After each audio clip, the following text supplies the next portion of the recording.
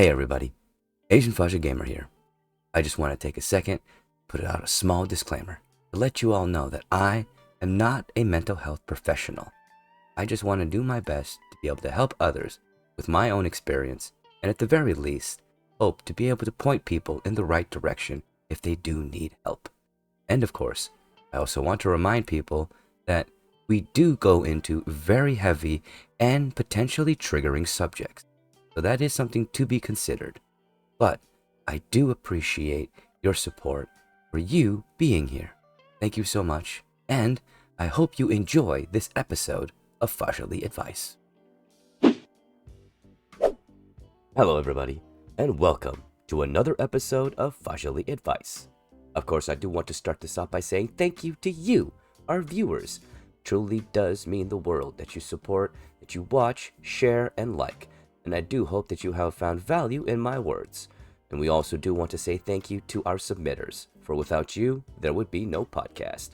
And if there is anybody out there that is interested in submitting to the Fahzaly Advice podcast and want to have your submission read during the show, please do check out the Fahzaly Advice Gmail. More information will be at the end of the podcast. Now then, let's move on to our first submission, shall we? Which was brought to us by Pissed Sis, and they write, "What's going on, Fahza? I hope all is well.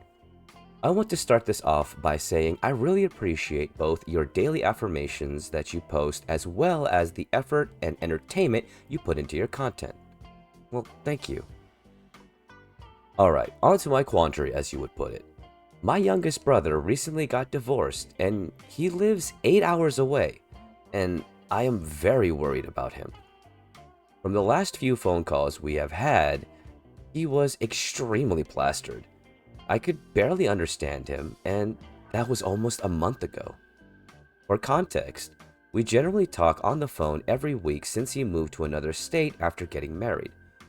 Just to catch up, because he's my little brother, and I'm his only family since our mother, may she rest in peace, passed away a few years ago from a heart attack. I am so sorry to hear that. My condolences to you and your family. His ex-wife, if I am being honest, was a total bitch. And she had this weird notion that I, his older sister, had some incestuous love for him, which was not only disturbing, but straight pissed me off about her. She was always so insecure, and I swear she was beating my little brother because there was several occasions on holiday gatherings he would have a black eye and scratches on his face, which he would never explain. All of this on top of the fact that the divorce was due to her cheating on him, then selling the house out from underneath him, so he had to find an apartment, and she moved out somewhere out east with her boyfriend that she had been cheating on my brother with for months. Do apologize, I am just plugging in my headphones real quickly because apparently they want to die. Sorry, let's continue on. At this point, I really want to move him back here. I have a spare room I can put him in until he gets back on his feet, which wouldn't be too hard seeing as he has friends here who will help him do just that. All of which are worried about him because they haven't heard from him since the divorce was finalized. The problem is that not only are we all worried and he hasn't called anyone in a month, no one can reach him. I am becoming frantic as I write this, Fahza. What would you do in this situation? Am I being crazy and getting worried over nothing?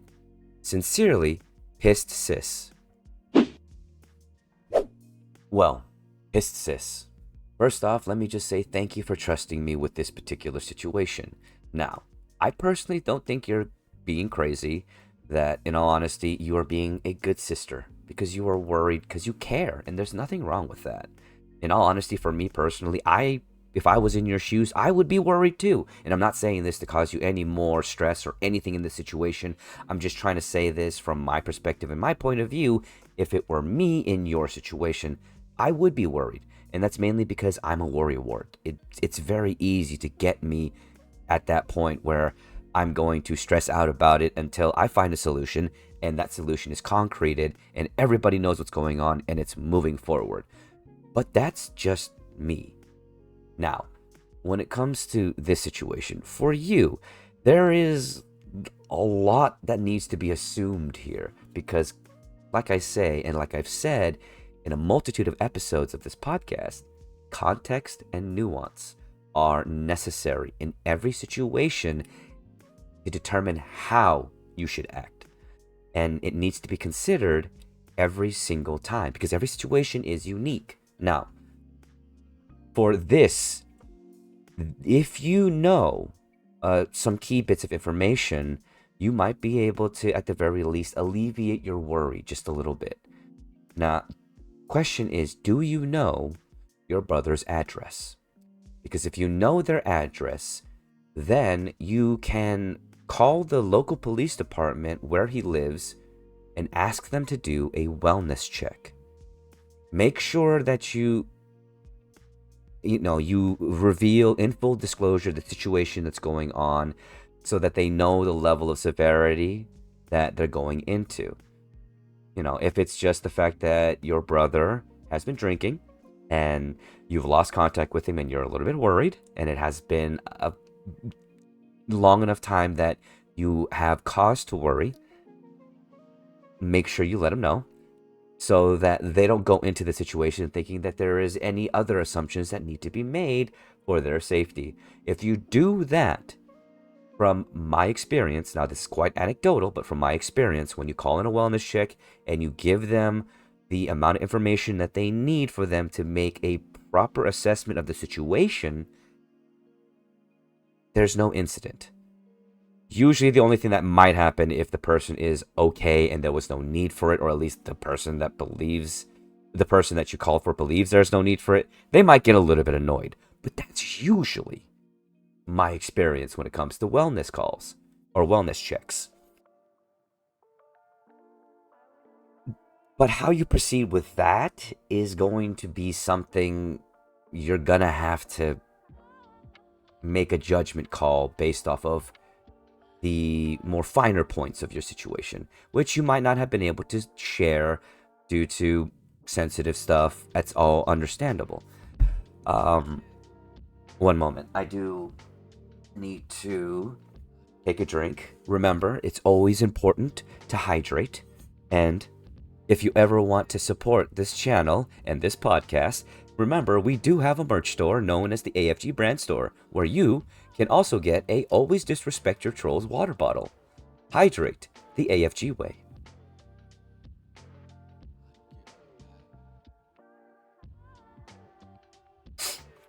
Now then, apologies.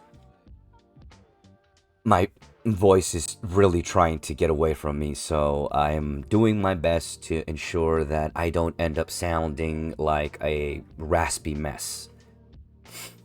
But I digress. Now, let's get back into this, shall we? So, how you approach this situation, you will need to make your own considerations here. And I apologize if this is the answer that you're looking for, but these situations, especially when it comes to something this sensitive, is going to there's going to be finer points that I'm not privy to, and because of that, those finer points will be a scale to weigh in which what you should do is appropriate, especially in a situation like this. At the very least, continue to attempt to contact your brother and let him know what you have to offer. Because I'm going to reveal something here in full disclosure.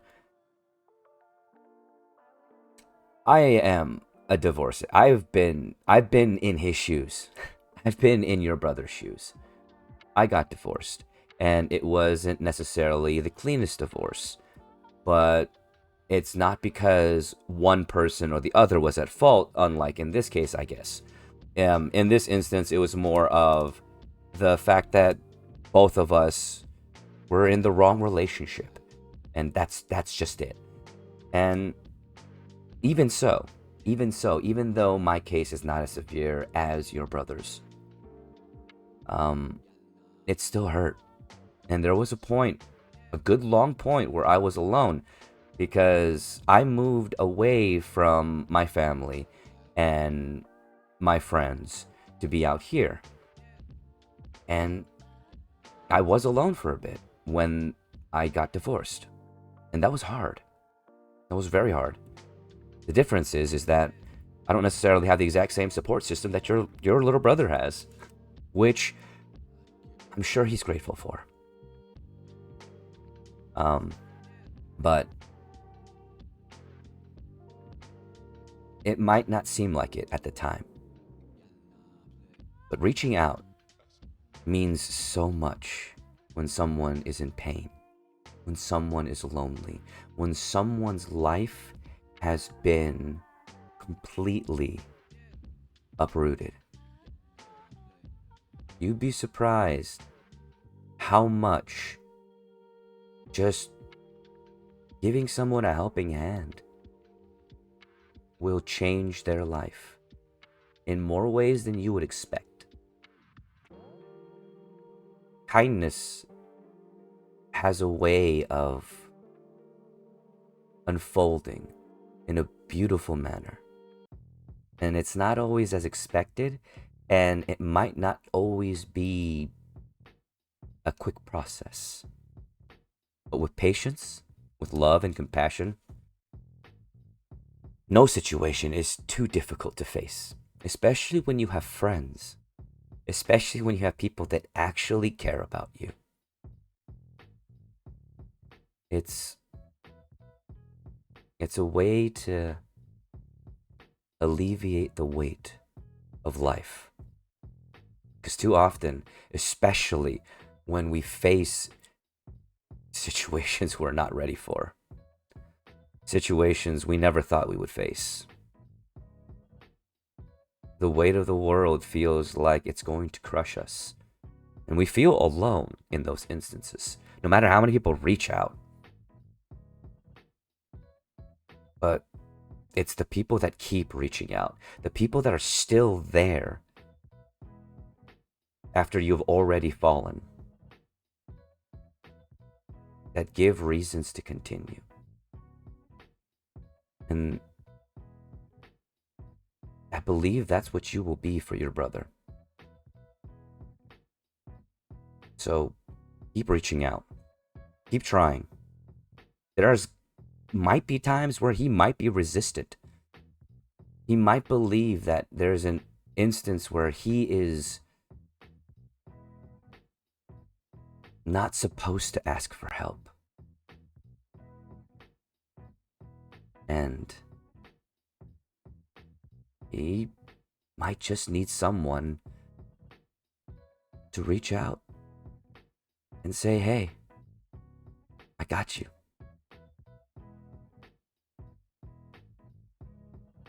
When someone's drowning, even small kindnesses can feel like a lifeline.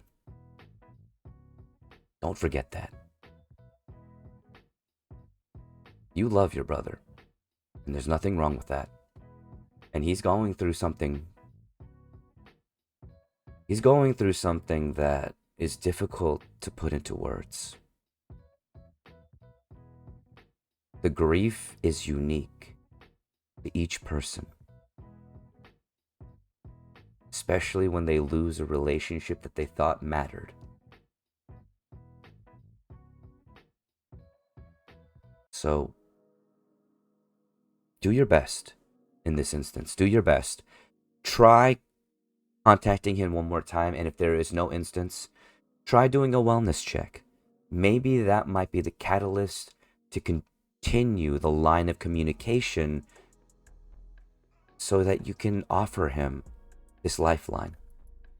To let him know that he's not alone. And I hope that this turns out for the best. I truly do. Now, before we move on to our next submission, let's have a small commercial break, shall we? Well, hey there, everybody. Did you know that Asian Fasha Gamer has a Patreon? That's right, everybody, and we're here to tell you about it together. Subscribers have a chance to see content early, as well as request content on higher tiers. That's right. You can ask Agent Fahzaly Gamer to read you a story, talk to you about lore or gameplay, or many other things. But wait, there's more! Subs that have been stayed around for 3 months or longer get special gifts. And if we reach our stretch goal of 10 subs or more, we will continue to add more to the Patreon, making it better for all of you. So please consider, at the very least, checking out Agent Fahzaly Gamer's Patreon. Maybe subscribing and supporting him. And of course, we thank you for your time.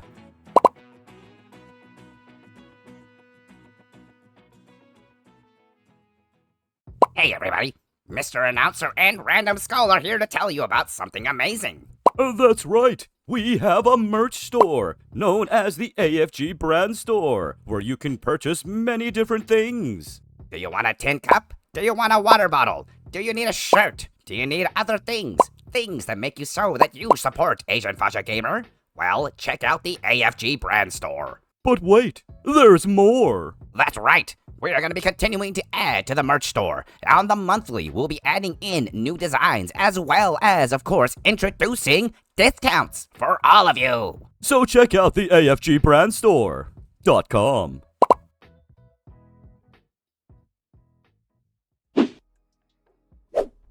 Welcome back, everybody. Now, I do hope that our first submitter and our viewers found some value in what I said in the first submission. And with that, let's get on into our second submission, shall we? This one is brought to us by Not Dating. And they write, Hey Fahzaly.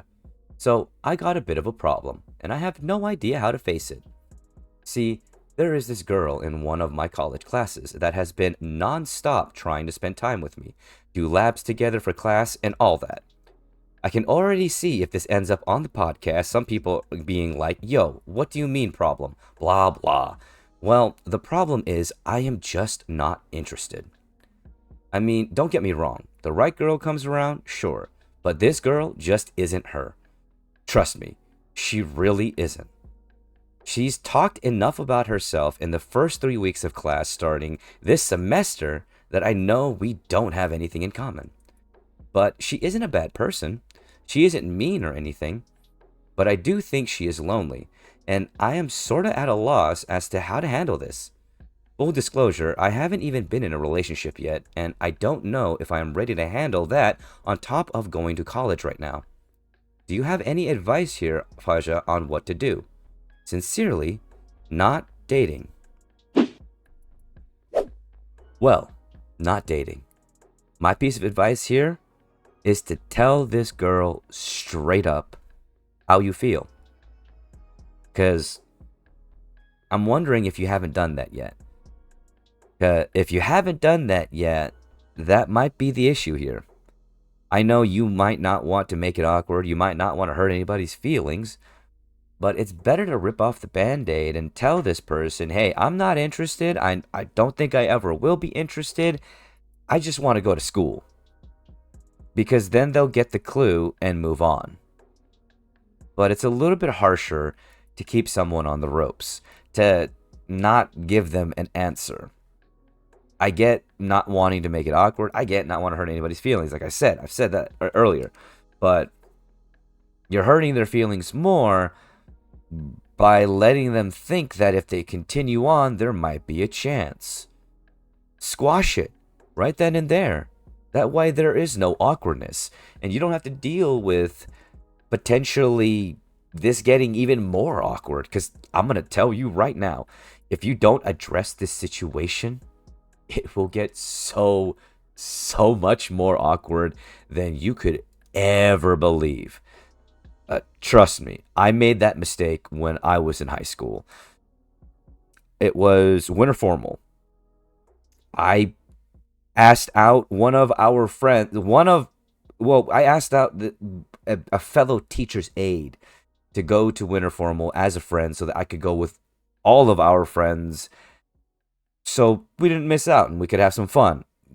And she kind of took that as I wanted to go out with her. And for a while, I didn't really say anything. I just kind of avoided her. And that got really awkward. to a point where I had to straight up tell her, hey, I don't like you. I never will. And this was just as friends. That's what it always will be, and that's what it ever will be. Did she cry? Yes. And that might have been due to the fact that I have always been somebody who's been kind of blunt and direct, especially when it comes to telling somebody something. And that's to my own detriment. I'm not saying you should do that in any way, shape, or form. I'm just saying that that's exactly what happened in my situation. I didn't try to hurt anybody's feelings. I wasn't trying to be mean. I just straight up told her, listen, I'm just not interested. I never will be interested. I just wanted to go to the dance and have fun. I told you that when I first said, hey, do you want to go to Winter Formal with me so that we don't have to go alone? Just as friends. But either way, that was my fault for not squashing it again, or at the very least was without being clear. And I understand, like, a lot of people have trouble with that because we live in a society where subtext is prevalent, and so many people use subtext to be able to communicate.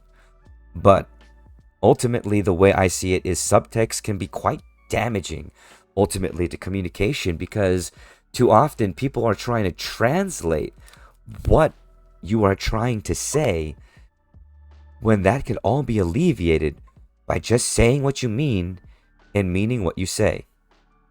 And sometimes that can be mean, or at the very least that might come off as mean. But it's better to be truthful and someone get hurt by the truth than walk around letting people assume they know the truth. If you let it out, if you put it out there and you concrete it, then nobody can make assumptions. And that makes things a lot simpler, at least in my opinion. Apologies. I do apologize. My throat is really trying to get away from me here. And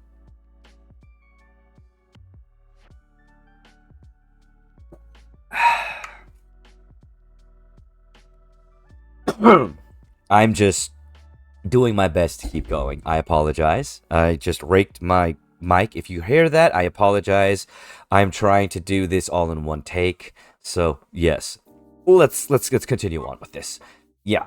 Now, be it as it may, I know you are young, you're in college, and it might be a little bit difficult for you to communicate directly. But it is a good skill, in my opinion, to learn, depending on the situation. Obviously, it has to be used with tact and time and place. Something that it seems like society has forgotten these days, but time and place is a concept that is extremely important to consider when it comes to making a decision about what you're going to be doing. And remember that every action that you take has its consequences. No matter what, no matter how good your intentions are, it matters not, because there will still be consequences. Someone may still see you as the bad guy for what you do, because you did what you thought was necessary for you. I'm not saying that these are all things that will happen, but these are things that may happen that you have to be ready for, especially when it comes to dealing with something like this. But y'all are young, and these are situations that will pass you by quite quickly. Quicker than you think. And you, as you stated, you want to focus on school. You don't really have time to focus on anything else, right? So why not alleviate the distraction and be direct? And keep in mind, being direct all the time, take it from somebody who is direct all the time, isn't always good. But it can help you. And it makes things a lot more simple. Especially when people start to understand that you mean what you say and you say what you mean, and there's no need to translate your sentence bit by bit to try and figure out, oh, is this what they said? They said this. Is this what they mean? Yeah, I understand why. I mean, just putting it out there like that, why subtext annoys me. And my family, I was raised with a family that did their best to try and remove subtext from the conversation. So anytime we said something, we meant what we said, and we said what we meant. And sometimes it might come off as me, but we didn't really care. At least in our family, at least we tried not to, because we weren't trying to be mean. And there was an understanding of that. And the more clear you are, and the more upfront you are about what you're trying to do, the less rude you might come off as, especially if you're trying to be direct about it. But, yeah, this situation will only really be alleviated if you say something. You can't just sit around thinking that it's going to go away, because there's a good chance it might not. And there's a good chance that it's going to get 100 times more awkward if you don't address it. And life is something that you face head on, whether you want to or not. It's going to hit you in the face many times with a lot of obstacles that you will not be ready for. And that's okay. That's okay. Because that's part of experiencing life. That's part of growing up. It's part of the college experience, especially. So don't let this take away from, from your college experience, from growing, from enjoying what's in front of you. But my number one piece of advice here, my number one piece of advice to all of you, anyone out there that is dealing with a situation that is likewise, just be direct. Just be upfront and say what you mean what you say. If you are not interested in somebody, tell them. If they pursue you, tell them that makes you uncomfortable. And it goes, vice versa as well. If you like somebody, if there is an interest in somebody, tell them. See what happens. The worst they can tell you is that they're not interested. And that might seem quite devastating to some people, especially to some younger people. But I'm going to tell you right now, getting no for an answer is not as devastating as you might think.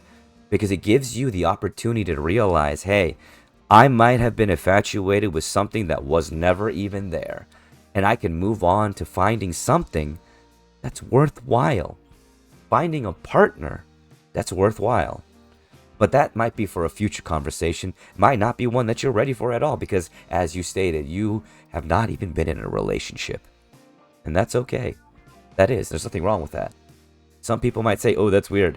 Well, it's okay then. Being weird is just fine. You have your own journey to take, and you need not live up to anybody's expectations. Remember that. So be upfront, be direct, and tell this girl that you're not interested. Directly. In those words. I'm sorry, I'm not interested. Don't be mean. Don't be aggressive. Just say it maybe with a gentle smile, so that she knows that you're not trying to be mean, but she also knows that you are being truthful. And hopefully this will turn out well for you.